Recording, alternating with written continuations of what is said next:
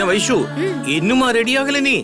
அப்பா நீங்க தானே சொல்லிருக்கீங்க ஈர தலையோட இருக்காத, முடிய நல்லா காய வேணு, அதான் ஃபாலோ பண்ணிட்டு இருக்கேன். இந்த வீட்ல நான் சொல்றத ஃபாலோ பண்ற ஒரே ஆள் நீதான். அதே போல உங்க அண்ணன் சொல்றத நீ ஃபாலோ பண்ணிடாத. அப்பா சாப்பிடுமா, டைம் ஆச்சு பாரு. சரி.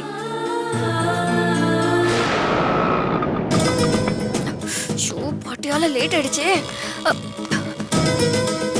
வைஷு வைஷு வாங்க madam. Sorry sorry sorry sorry sorry. போதும்பா. பரவாயில்லம்மா, சாப்பிடுமா. போதும்பா. ஏய் நீனும் சாப்பிட்டே முடிக்கலையா? கிளாஸுக்கு டைம் ஆயிடுச்சு. டைம் ஆச்சா? நீ கிளம்பு. இன்னைக்கு கிளாஸே இல்லையே. கிளாஸ் இல்லையா? என்னங்க இது? கிளாஸே இல்லையா?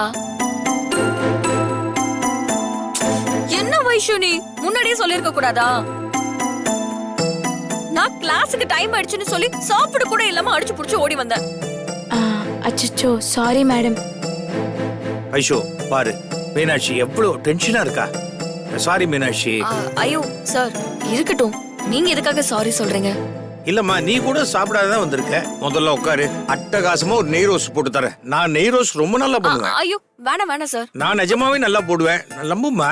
ஏய் சொல்லுமா.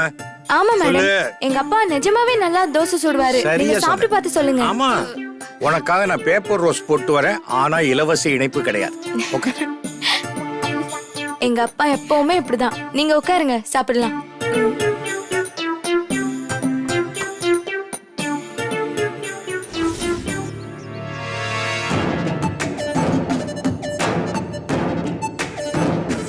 பேப்பர் ரோஸ்ட் தலைப்புச் செய்திகளை தேடக்கூடாது.